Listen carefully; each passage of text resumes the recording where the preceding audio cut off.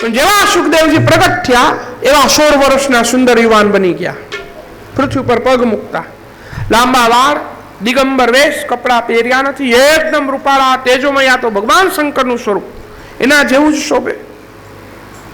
પોતાના પિતાને છોડી દીધા. તમને ઓળખતો નથી, ઘરની બહાર નીકળી ગયા. ઉભો રે પુત્ર, ઉભો રે પુત્ર, ઉભો રે પુત્ર કરતા વ્યાસજી દોડે. એમાં સુખદેવજી આગળ જતા સરોવર પાસેથી નીકળ્યા તો એ સરોવરની અંદર અપ્સરાઓ નિર્વસ્ત્ર સ્નાન કરતી હતી. સુખદેવજીને જોયા ને તો બહાર ન નીકળી, પણ વ્યાસજીને જોયા ને કે વ્યાસજી એ પાછળ પાછળ ઉભો રે પુત્ર કરતા આવે તો બહાર નીકળીને વસ્ત્ર પહેરી લીધા.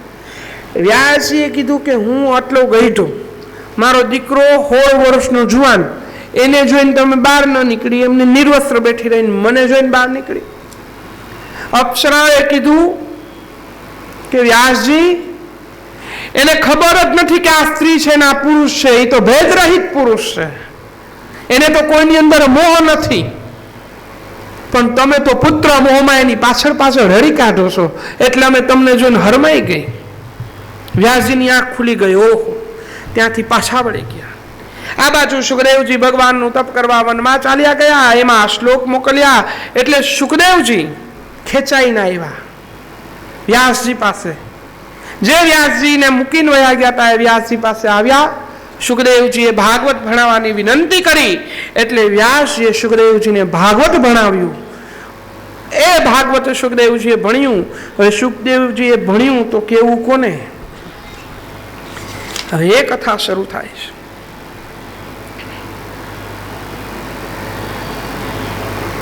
મહાભારતનું યુદ્ધ શરૂ છે. પાંડવોએ બધાને હણી નાખ્યા. દુર્યોધન અધમુઓ થઈને પડ્યો છે. એ સમયે અશ્વત્થામા ત્યાં આવ્યા. દુર્યોધને કીધું, મારા મનમાં શાંતિ નથી, પાંડવો જીવે છે. અશ્વત્થામાએ કીધું, આજ રાત્રે માર નાખો. તો હું અશ્વત્થામા, ભલે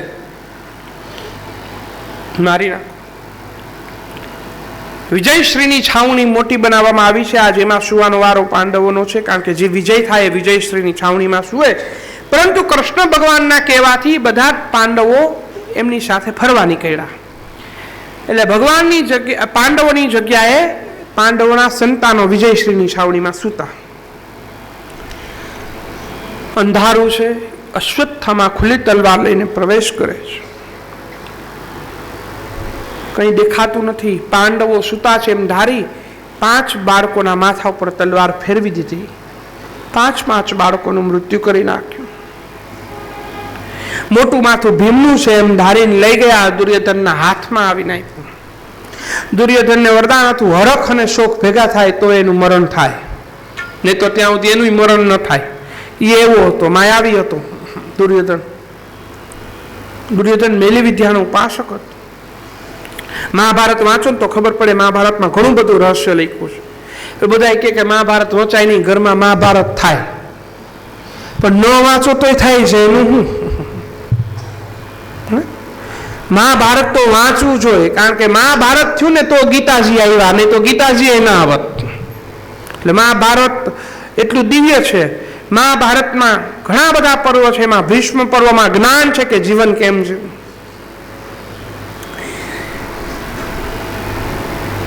ભગવાન ને ખબર પડી પાંડવોને અને ભગવાનને કે 5 પુત્રનું મોત થઈ ગયું. આ બાજુ દુર્યોધનને માથું આપ્યું. દુર્યોધને પૃથ્વી ઉપર પટકાયું ને કીધું, ફટ છે અશ્વત્થામા, આ ભીમનું માથું નથી. મારી હોમણની ગદા એના માથે પડે તો ગદા ભાંગી જાય. આ તો માથું ભાંગી ગયું. જો આ કોનું માથું છે? ચંદ્રના આછા અધવાસમાં જોયું તો ભીમને બદલે ભીમના પુત્રનું માથું. અશ્વત્થામાએ કીધું, મહારાજ ભૂલ થઈ ગઈ, આ તો પાંડવને બદલે પાંડવો પુત્ર મળી. દુર્યોધને કીધું, અરે રે રે રે, ફટ બ્રાહ્મણ, ત્યાં હું કરી નાખ્યું? મારી પાછળ કોઈ પાણી રેડે એવું ન રહેવા દીધું. મને ગતિ કેમ થાય? હે, કાકો થાય ને, હગો કાકો થાય. ભત્રીજો કાકાની વાહે પાણી રેડે ને તો પાણી પહોંચે કાકાને, કારણ કે બાપ ઠેકાણે કહેવાય. દુઃખી થયો. પહેલા હરખ થયો કે પાંડવો મર્યા, પછી દુઃખી થયો કે આ તો પાંડવ પુત્ર મરી ગયા. પોતે દેહ છોડી દીધો. અશ્વત્થામા બીના કે હવે મારો વારો. એટલે ભાગી અને વ્યાસજીના આશ્રમમાં આવ્યા. વ્યાસજીને બોલતા નથી કે પાંડવોના દીકરા મારીને આવ્યો છું. આશ્રમમાં શરણ માગી. આ બાજુ ખબર પડી ગઈ કે આ કામ અશ્વત્થામાનું છે. એટલે ભગવાને અર્જુનને ઈશારો કર્યો કે રથમાં બેસ, તને દેખાડું અશ્વત્થામા ક્યાં છે. રથ આવ્યો વ્યાસજીના આશ્રમની બહાર. અશ્વત્થામા સમજી ગયા. એટલે અશ્વત્થામા બહાર આવીને યુદ્ધ શરૂ કર્યું. એમાં નારાયણાસ્ત્ર મૂક્યું. નારાયણાસ્ત્ર એવું છે કે એ મારીને પાછું આવે.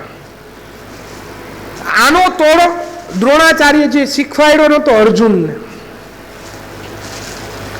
શિષ્ય ને પુત્રમાં આટલો ભેદ રાખ્યો હતો, એટલે એનું કરુણ મૃત્યુ થયું. દુઃખદાયક. દ્રોણાચાર્યનું માથું કપાઈ ગયું ને, ગુરુનું માથું કાપ્યું હતું. કારણ કે ગુરુ છે એ ભેદ ન રાખે શિષ્ય અને પુત્રમાં. પરંતુ દ્રોણાચાર્ય એ ભેદ રાખ્યો અને ભણાવ્યું નહીં નારાયણાસ્ત્ર અર્જુનને. અશ્વત્થામાને એકલાને ભણાવ્યું. એટલે અર્જુને કીધું ભગવાન હવે આનું શું કરવું?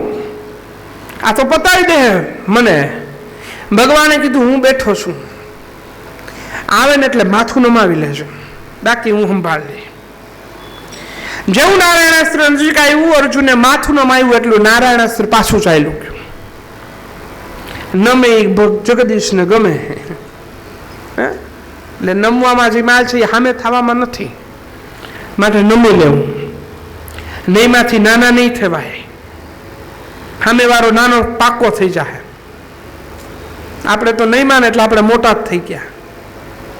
જગતમાં વાવા આપણી થાય કે આ નહીં મો ઓલો નમતો નતો, આ પછી બીજી વાર એવો વ્યવહાર રાખ્યો.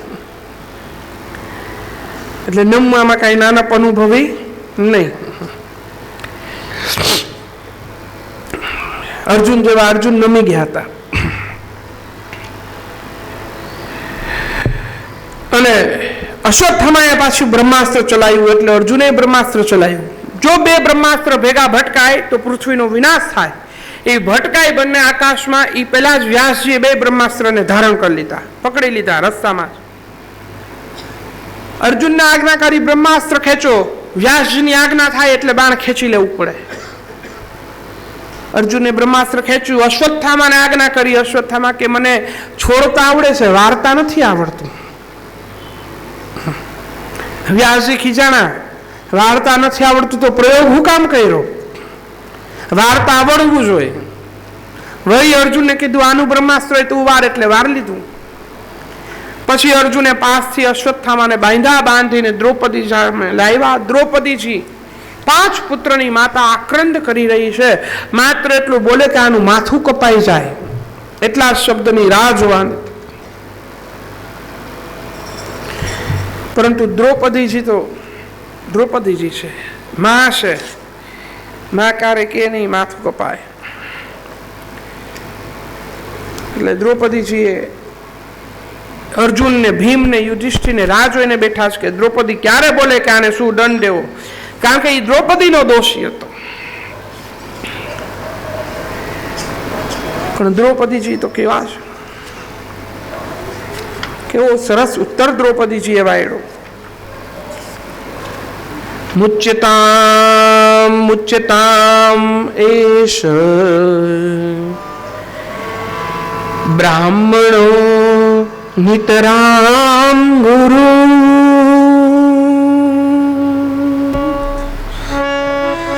શયેશ ભગવાન દ્રોણ પ્રજારૂપેણ વર્તતે. છોડી દો. મુચ્યતામ એટલે કે છોડી દો. પણ એકવાર છોડી દો નથી બોલ્યા. મુચ્યતામ મુચ્યતામ એષ, આને છોડી દો, આને છોડી દો.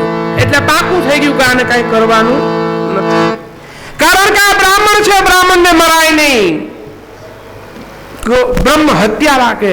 વળી ગુરુના ઠેકાણે છે. બ્રાહ્મણોની તરામ ગુરુ. બ્રાહ્મણ નિત્ય ગુરુ છે.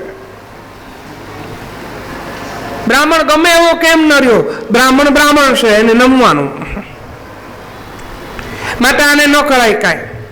વળી આ તમારા ગુરુ ભગવાન દ્રોણના પુત્ર છે. હવે જ્યારે દ્રોણ આ દુનિયામાં નથી ત્યારે એના જ પુત્રની અંદર તમારે તમારા ગુરુના દર્શન કરવાના હોય, માટે એને મરાય નહીં. વળી આની માનો આ એકનો એક દીકરો છે. 5 પુત્ર મળે તો એટલું દુઃખ ને 1 દીકરો મળે તો એટલું જ દુઃખ હોય, માટે આને છોડે. દ્રૌપદીજી એવા છે. દ્રૌપદીજીનો હુકમ થયો એટલે છોડી દીધા. વાતે સાચી હતી, પરંતુ અશ્વત્થામા જો બધા એમ કે મહાભારતના દ્રૌપદીજી ઝેરીલા છે. આંધળાના પુત્ર તો આંધળા જ હોય, એટલા શબ્દથી મહાભારતની રચના થઈ. દ્રૌપદી ન બોલ્યો તો કઈ ન થાત, પણ ભગવાને શીખાયું તું બોલી કે આ બધાનું કાહળ કાઢવું છે, એટલે તો આવ્યા છીએ આપણે બે. આ દ્રૌપદી કઈ જેવી તેવી વ્યક્તિ નથી, ભગવાન શ્રી કૃષ્ણની શક્તિ છે દ્રૌપદી. દ્રૌપદી ના આવે ભગવાન કઈ ન કરી શકે, કારણ કે રાધાજી છે એ આહલાદીની શક્તિ છે, ત્યારે દ્રૌપદી છે એ સહારીણી કારિણી શક્તિ છે. એ બેન થઈને આવી હતી. દ્રૌપદીનું નામ હતું કૃષ્ણા અને આનું નામ હતું કૃષ્ણા. કૃષ્ણ અને કૃષ્ણા બે અવતાર ભેગા લીધા. ભગવાન પોતાની શક્તિ વિના અવતાર લેતા નથી. પણ ભાગવતના દ્રૌપદીજી બહુ કરુણાવાન છે, એ ક્યારેય કોઈને મારતા નથી. આ તરફ અશ્વત્થામાને છોડ્યા એટલે અશ્વત્થામાએ વિચાર્યું પાંડવોએ મને પાસથી બાંધ્યો ને, હવે એને દેખાડું હું ગુરુનો દીકરો થાવ. એ નથી વિચારતા કે દ્રૌપદીજીની દયાથી તું બચી ગયો. વળી બ્રહ્માસ્ત્રનું આહવાન કર્યું. 5 દીકરા મરી ગયા એટલે હવે રાજગાદી ઉપર તો કોઈ બેસે નહીં. પણ અશ્વત્થામાને ખબર પડી કે અભિમન્યુ ની પત્ની ઉત્તરા એ ગર્ભવતી છે. જો એના પેટમાં બાળક છે, દીકરો છે, એ મરી જાય તો પાંડવનો વંશ પૂરો થઈ જાય. એટલે અશ્વત્થામાએ બાણનું સંધાન કર્યું અને ઉત્તરા ઉપર બાણ છોડ્યું. ઉત્તરાને આ વાતની ખબર પડી એટલે ઉત્તરા બીના. આપણી પરિસ્થિતિ કેવી છે ખબર છે? ઉત્તરા જેવી છે. બીક લાગે ત્યારે ભગવાન પાસે દોડી, બાકી ભગવાન મંદિરમાં બરોબર રાજી પૂછે, રોજ જઈને મળી આવી, કેમ છો કેમ નહીં કર્યા. આપણા મનની સ્થિતિ ઉત્તરા જેવી છે. તકલીફ આવે એટલે અહીંયા હરી કાઢવાની હોય, કારણ કે ખબર છે કે આપણું ઈ જ કરી શકે એમ છે, બીજું કોઈ કરી શકે એમ નથી. એટલે કૃષ્ણ પાસે આવીને ઉત્તરાજી બહુ સુંદર શ્લોક બોલ્યા. પાહી પાહી મહાયોગીન દેવ દેવ જગતપતે નાન્યમ ત્વભયમ પશ્યે મૃત્યુ પરસ્પરમ. હે દેવાજી દેવ, આપ તો જગતપતિ છો, આપ મારી રક્ષા કરો, રક્ષા કરો, કારણ કે આપના સિવાય આ જગતમાં મને અભયત્વ આપનારું કોઈ નથી. કારણ કે અહીં તો એકબીજા લોકો એકબીજાના મૃત્યુ માટે ભૂખ્યા બન્યા છે. પાહી પાહી એટલે કે રક્ષા કરો, રક્ષા કરો. ભગવાન સમજી ગયા. ઉત્તરાને ઉભી કરીને કીધું, ઉત્તરા તો મૂંઝા નહીં, હું તારી રક્ષા કરીશ. ભલે અશ્વત્થામાએ બ્રહ્માસ્ત્ર મૂક્યું, તું અહીંયા બેસી જા. ઉત્તરા તો ભગવાનનું ધ્યાન કરવા બેસી ગઈ. આ તરફ બ્રહ્માસ્ત્ર ઉત્તરાની તરફ આવ્યું. બ્રહ્માસ્ત્ર પાછું ન જાય, એને જી માટે કે આમ સોંપ્યું હોય ને કામ કરે. ઉત્તરાના ગર્ભની અંદર જો એને પ્રવેશ કર્યો, તરત જ ભગવાને વીજળીનો ચમકારો થાય એટલી ત્વરાથી અંગૂઠા જેટલા સ્વરૂપને ધારણ કરી અને ઉત્તરાના ગર્ભની અંદર પ્રવેશ કર્યો અને એના ગર્ભની આજુબાજુ ચક્રાવા મારવા લાગ્યા, ગર્ભનું રક્ષણ કરવા લાગ્યા. બ્રહ્માસ્ત્રએ પોતાનું કામ કરી દીધું, ઉત્તરાના ગર્ભને પતાવી દીધો, ખલાસ કરી દીધો. પરંતુ ભગવાને તરત જ ઉત્તરાના ગર્ભના સંકલ્પ કર્યો કે મેં કૃષ્ણ અવતાર ધારણ કર્યો ત્યારથી આજ સુધીમાં કોઈ ખોટું કામ ન કર્યું હોય તો આ પુત્ર પાછો જીવિત થાય. આટલો સંકલ્પ કર્યો ને, પરીક્ષિત પાછા જીવિત થઈ ગયા ગર્ભની અંદર. ભગવાને કઈ ચક્રાવા મારીને રક્ષા નથી કરી, ભગવાનને દેવું પડે છે. મહાભારત વાંચો તો ખબર પડે આ સુદર્શન થયું ને આવ્યું ને વયું ગયું ને એમ કાંઈ ન થાય, એ બધું ટીવીમાં થાય. આમાં તો સંકલ્પ શક્તિ મજબૂત હોવી જોઈએ. કે આમથી ઓલું તીર દેખાડે ને આમથી ઓલું તીર દેખાડે ને અવાજ થતા હોય, એ બધું ટીવીમાં સારું લાગે. હકીકત આ છે, ભગવાને સંકલ્પ કર્યો તો એનો અર્થ એ થઈ ગયો કે પરીક્ષિત જીવિત થયા. તો એનો અર્થ એ થયો કે કેટલાય કહેતા હોય કે ભગવાને ખોટા કામ કર્યા છે, ખોટા કામ કર્યા છે. ભગવાને ખોટા કામ કર્યા તો પરીક્ષિત જીવિત ન થાત. કારણ કે ભગવાને સંકલ્પ લઈને જળ મૂક્યું કે જો મેં અવતારથી લઈ અને અત્યાર સુધીમાં કોઈ ખોટું કાર્ય ન કર્યું હોય તો આ બાળક જીવિત થાય. ભગવાન આમ કરીને જીવિત નથી કર્યો, ભગવાનને દેવું પડે, એમને એમ કઈ ન મળે. ત્રાજવું તોલું છે આ સંસારનું. ઉત્તરાના ગર્ભની રક્ષા કરી. ભગવાન ક્યારે કોઈને શ્રાપ આપતા નથી, કારણ કે ભગવાન ક્ષત્રિય છે. શ્રાપ આપવાનો હક બ્રાહ્મણોને છે. પરંતુ આજે ભગવાને મર્યાદા મૂકી દીધી અને અશ્વત્થામાને શ્રાપ આપ્યો કે અશ્વત્થામા તે નિંદનીય કાર્ય કર્યું છે. બાળકનો જેનો જન્મ નથી થયો એને મારવાનો પ્રયાસ કર્યો, ભ્રૂણ હત્યા કરી, જા તને શ્રાપ આપું છું. તારા માથામાં જે મણી છે એ મણી નીકળી જશે. એ મણીના ઘાવમાંથી દુર્ગંધ વાળું પરવું અને લોહી કાયમ વયા કરશે. એની દુર્ગંધ એટલી તીવ્ર હશે કે લોકો તારાથી આઘા ભાગશે. તને બીજું વરદાન આપું છું કે તારું ક્યારે મૃત્યુ નહીં થાય, તું કાયમ જીવીશ પણ એકલો રહીશ. તું મૃત્યુ માગીશ પણ મૃત્યુ તારું નજીક નહીં આવે. આ તને મારું વરદાન છે. ભગવાન આવો શ્રાપ દઈ દીધો. આપણે આજે પણ જોઈએ છીએ અશ્વત્થામા પૃથ્વી પર ફરે છે અને એના ઘાવમાં અહીંયા મણી હતો અશ્વત્થામાને માથામાં, એ નીકળી ગયો અને અહીંયા ઘારું પડી ગયું. એમાંથી દુર્ગંધ વાળું પરવું ને બધું નીકળે છે. જે નર્મદાજીની પરિક્રમા કરે અમરકંટકથી શરૂ લઈને એને અશ્વત્થામાના દર્શન થાય. એમ કહેવાય છે કે અશ્વત્થામાનું પગલું 5 ફૂટનું છે. તો અશ્વત્થામાની હાઈટ કેટલી હશે? કોઈ કે જોયા છે એને હમણાં યુટ્યુબ ઉપર વિડીયો હતો કે અશ્વત્થામાનો પગ છે ને હાથીના પગ જેવડો મોટો છે. અને શૂલપાણેશ્વર નામની જગ્યા છે જ્યાં અશ્વત્થામા ઘણીવાર શિવજીની પૂજા કરવા આવે છે. નર્મદાજીના કિનારે બહુ જંગલની અંદર જગ્યા છે. અહીંયા આવે અને અહીંયાથી માખણ લઈ જાય, અહીંયા લગાડે એટલે શાંતિ થાય થોડીક વાર માટે. પણ આજે પણ એ એકલા ફેરા કરે છે. ભગવાને ઉત્તરાના ગર્ભની રક્ષા કરી અને પછી દ્વારકા તરફ પ્રસ્થાન કરવા માંડ્યું. એટલે કુંતીજીના વાતની ખબર પડી. એટલે કુંતીજી પરમાત્માની સ્તુતિ કરતા પરમાત્મા પાસે પહોંચ્યા. નમસ્ય પુરુષમ ત્વાદ્યમ ઈશ્વરમ પ્રકૃતે પરમ અલક્ષ્યમ સર્વભૂતાનામ અંતબહિરવસ્થિતમ માયા જોનિકાક્ષણમ અજ્ઞાસ ધોક્ષજમ વ્યયમ.